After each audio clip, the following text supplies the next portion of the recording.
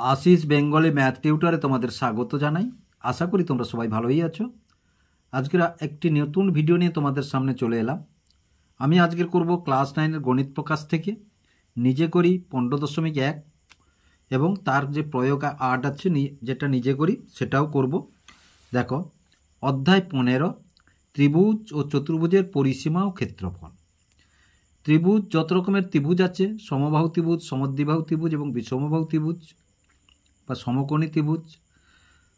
চতুর্ভুজের পরিসীমা ও ক্ষেত্রফল, যত ধরনের চতুর্ভুজ আছে, সামান্তরিক আছে, বর্গক্ষেত্র আছে, আয়তক্ষেত্র আছে, রম্বস আছে, ট্রাপিজিয়াম আছে, সবার পরিসীমা এবং ক্ষেত্রফলের অঙ্কগুলি এখানে আমরা করব।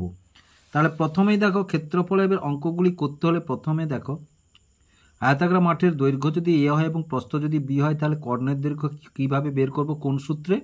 না, কর্ণের দৈর্ঘ্য সমান √a² + b² করলে আমরা কর্ণের দৈর্ঘ্য মানে √, দৈর্ঘ্য স্কোয়ার প্লাস প্রস্থ স্কোয়ার, এই সূত্রটাই ফেললে আমরা আয়তাকার কর্ণের দৈর্ঘ্য পেয়ে যাব।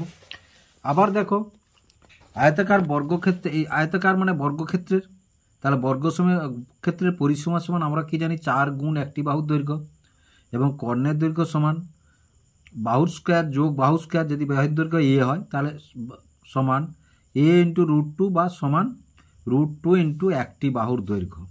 তাহলে এই দুটো সূত্রের মধ্যে এখানে আমরা অঙ্কগুলি করব। তারপরে এখানে আরও অনেক সূত্র আছে যেগুলো পরপর আমরা করব, এবং ভিডিওটি দেখার সময় অবশ্যই ক্লাসের এই অঙ্ক বইটি হাতের কাছে রাখবে, তাতে ভিডিওটি দেখার তোমাদের সুবিধা হবে। তাহলে নিজে করি 15.1 আমি নিচের ছবিগুলি দেখি ও পরিসীমা লিখি। পরিসীমা মানে আমরা জানি চারধারটা এক পাক ঘুরে এলে যে দৈর্ঘ্যটা আমরা যাব সেটা হচ্ছে পরিসীমা। তাহলে প্রথমে 1 নম্বর ছবিটাই দেখো, এটি কত ভুজ? 1 ভুজ, 2, 3, 4, পঞ্চভুজের ছবি, একটি পঞ্চভুজের ছবি। তাহলে এই বাহুটি 10 সেমি, এই বাহুটি 12 সেমি, এই বাহুটি 13 সেমি, এই বাহুটি 14.8 সেমি এবং এই বাহুটি 16.2 সেমি। তাহলে এর পরিসীমা কি হবে? না, এই বাহুগুলার যোগফল করলে আমরা পরিসীমা পাবো। পরিসীমা মানে অর্থাৎ কি না, ধরো এইখান থেকে আমরা যাত্রা শুরু করলাম, এই বরাবর এই বরাবর এই বরাবর এই বরাবর এই বরাবর এলে কতটা দৈর্ঘ্য অতিক্রম করব বা কতটা দৈর্ঘ্য হবে সেটাকেই বলবো আমরা পরিসীমা। তাহলে দেখো প্রথম 1 দাগের আমরা পরিসীমাটি কি পাবো? 1 দাগ,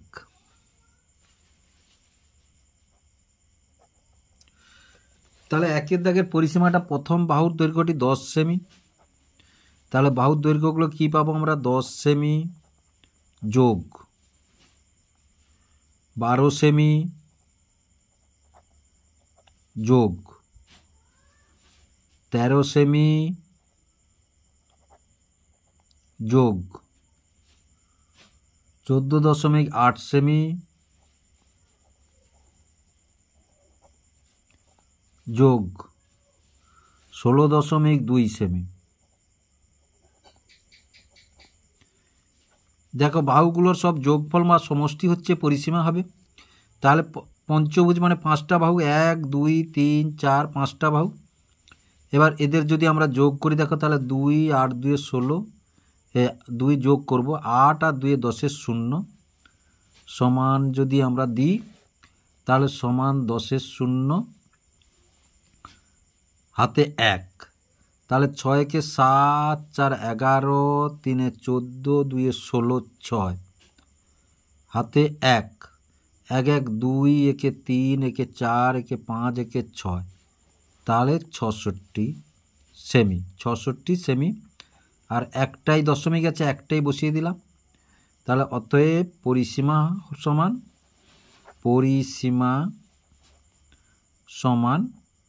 66 সেমি। 66 সেমি। এবার 2 দাগটি দেখো, 2 দাগটিতে কি বলেছে? 2 দাগটিতে বলেছে দেখো, এটা একটি চতুর্ভুজের ছবি, এটা একটি বাহু, 2টি 3টি 4টি বাহু, 7 সেমি, 19.4 সেমি, 21 সেমি এবং 10 সেমি। এটারও চারধারটা একবার ঘুরে এলে কতটা যাব বা কতটা অতিক্রম সেটাই হচ্ছে আমাদের পরিসীমা। তাহলে 2 দাগে পরিসীমা সমান এভাবেও লিখতে পারি আমরা। তাহলে পরিসীমা সমান, তাহলে কত আছে? প্রথম বাহুটি হচ্ছে 7 সেমি, তার পরের বাহুটি আছে 19.4 সেমি, 19.4 সেমি। তার পরের বাহুটি আছে 21 সেমি, তার পরের বাহুটি আছে 10 সেমি। তাহলে 1 2 3 4টা বাহু হয়ে গেছে। তাহলে 4টা বাহু মানে চতুর্ভুজের এটা। তাহলে প্রথমে দেখো, তাহলে প্রথমে 0.4, তাহলে 0.4 থাকলো। তারপরে 0 1 9 কে 10, 10 7 17, 7 হাতে 1, তাহলে 1 1 2 2 4 1 5, তাহলে 57.4 সেমি। কত? 57.4 সেমি। এটা হয়ে গেল। এবার তারপরে দেখো, তারপরে আমরা 3-এর দাগটি দেখো। এটি 1 2 3 4, এটিও একটি চতুর্ভুজের ছবি, এটিও একটি চতুর্ভুজের ছবি। তাহলে 4টি বাহুর দৈর্ঘ্য আছে, তাহলে 4টি বাহু সমান। তাহলে এবার 3-এর দাগটাই দেখো। 3-এর দাগটায় কি আছে না, পরিসীমা সমান, তাহলে 3 সেমি একটি বাহু আছে, চতুর্ভুজ বলেছে। 5.6 সেমি একটি বাহু আছে, 19 সেমি একটি বাহু আছে, আর 12 সেমি একটি বাহু আছে। সমান সমান, তাহলে প্রথমে 0.6টা বসিয়ে দিই, 0.6। এবার এককের ঘরে আছে এটা 2, 9 2 11, 11 5 16, 16 3 19-এর 9, হাতে 1। এবার 1 1 2 1 3, তাহলে 39.6 সেমি, 39.6 সেমি। তাহলে 3-এরটা হয়ে গেল। এবার 4-এর দাগটা দেখো। 4-এর দাগে কি আছে? 4-এর দাগে আছে দেখো, তাহলে 4-এর দাগে 1টি বাহু, 2টি বাহু, 3টি বাহু, 4টি বাহু, 5টি বাহু, 6টি বাহু। তাহলে একটি ষড়ভুজের ছবি আছে, একটি ষড়ভুজের ছবি আছে।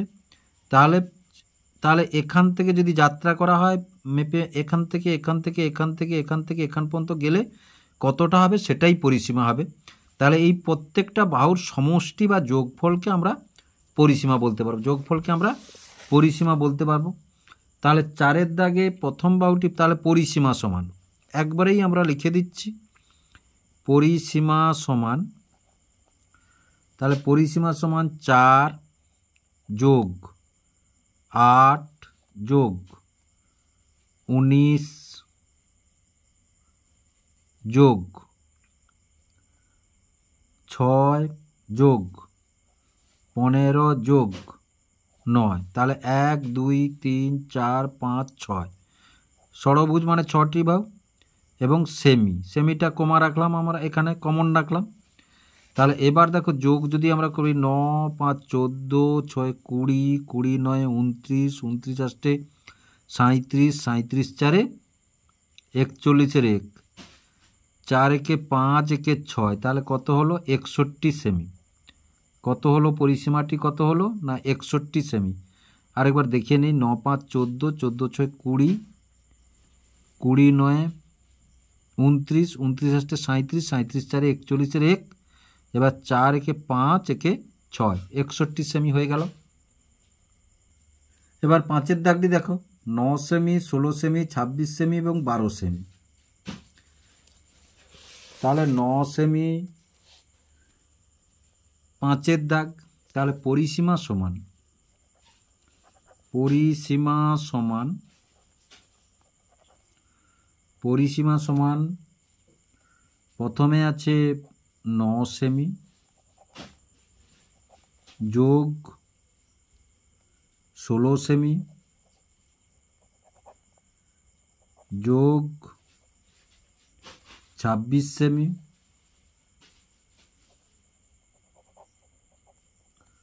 যোগ 12 সেমি। 4টা বাহু, 1 2 3 4টা বাহু, এবং এটি ট্রাপিজিয়ামের ছবি, একটি চতুর্ভুজ অর্থাৎ ট্রাপিজিয়ামের ছবি। তাহলে সমান, তাহলে 2 6 2 8, 814, 14 9 23, তাহলে 23-এর 3 হাতে 2, তাহলে 2 1 3 2 5 1 6, তাহলে কত বেরোলো না 63 সেমি। কত বেরোলো পরিসীমা না 63 সেমি। এবার তারপরে 6-এর দাগের অঙ্কটি কি বলেছে দেখো। 6-এর দাগের অঙ্কটি বলেছে নিজে বহুভুজাকার চিত্র আঁকি ও পরিসীমা লিখি। এটা 203 পৃষ্ঠাটা আমরা করছি। তাহলে নিজে একটি বহুভুজাকার চিত্র অঙ্কন করি এবং তার পরিসীমা লিখি। তাহলে দেখো আমরা যদি একটি বহুভুজাকার চিত্র, ধরো এটা একটি বহুভুজাকার চিত্র,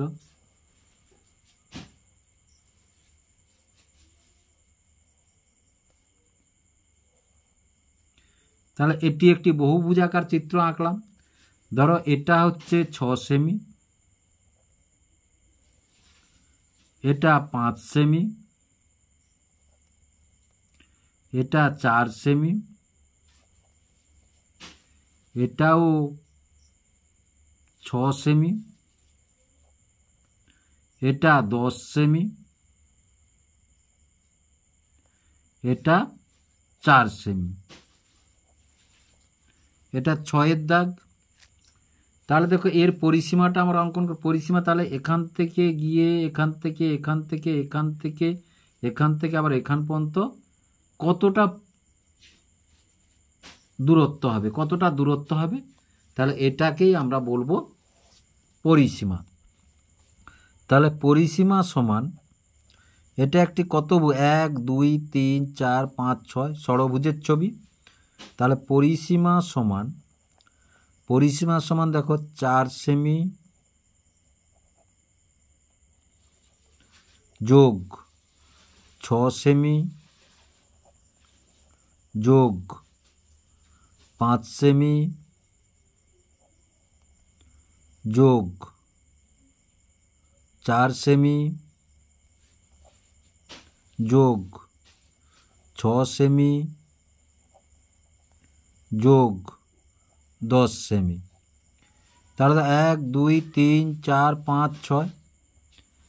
তাহলে দেখো প্রথমে 6 4 10 5 15 6 21 4 25 5 2 1 3, তাহলে 35 সেমি। কত সেমি না 35 সেমি।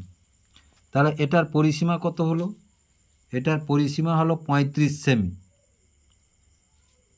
এবার 8-এর দাগের দেখো, নিজে করি একটু নিজে লিখি। এই যে নিজে লিখি অঙ্কটি দেখো 8-এর দাগের।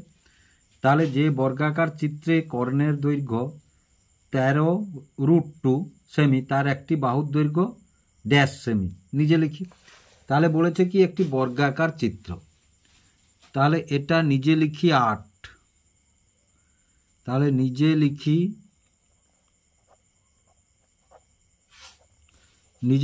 8। এবার বলেছে কি একটি বর্গাকার চিত্র, এরূপ একটি বর্গাকার চিত্র, এটা একটি বর্গাকার চিত্র, তার কর্ণের দৈর্ঘ্য কত বলেছে, কর্ণের দৈর্ঘ্য বলেছে 13√2, এইটার দৈর্ঘ্য বলেছে 13√2। এবার দেখো আমি তোমাদের আগে দেখিয়েছি, এই যে দেখো, তাহলে বর্গাকার ক্ষেত্রের কর্ণের দৈর্ঘ্য সমান আমরা কি জানি, √2 গুণ একটি বাহুর দৈর্ঘ্য। তাহলে দেখো, তাহলে বর্গাকার ক্ষেত্রের কর্ণের দৈর্ঘ্য, বর্গাকার ক্ষেত্রের কর্ণের দৈর্ঘ্য সমান, তাহলে √2 গুণ একটি বাহুর দৈর্ঘ্য। বর্গাকার মানে সব বাহুর দৈর্ঘ্য সমান, তাহলে একটি বাহুর দৈর্ঘ্য। এবার দেখো তাহলে সমান, তাহলে এটা কর্ণের দৈর্ঘ্যটা কত পেয়েছি আমরা, 13√2।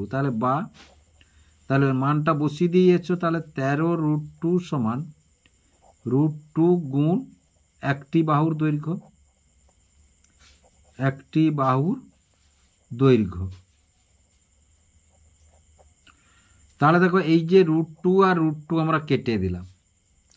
তাহলে বা কি থাকলো না, বা 13 সমান একটি বাহুর দৈর্ঘ্য, 13 সমান একটি বাহুর দৈর্ঘ্য। তাহলে এবার আমাদের ওখানে কি বলেছে না একটি বাহুর দৈর্ঘ্য কত, তাহলে আমরা পেয়ে গেলাম একটি বাহুর দৈর্ঘ্য। অতএব একটি বাহুর দৈর্ঘ্য সমান, শূন্যস্থান পূরণ করতে ওখানে দিয়েছে কিন্তু, একটি বাহুর দৈর্ঘ্য সমান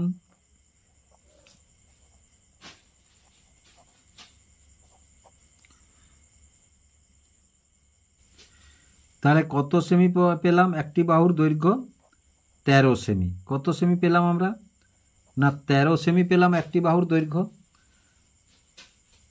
আশা করি এখানে যে অঙ্কগুলি আমি করলাম তোমরা বুঝতে পারলে। যদি বুঝতে পেরে থাকো এবং ভিডিওটি ভালো লেগে থাকে লাইক এবং শেয়ার করবে ও চ্যানেলটিকে অবশ্যই সাবস্ক্রাইব করবে নতুন নতুন ভিডিও পাওয়ার জন্য।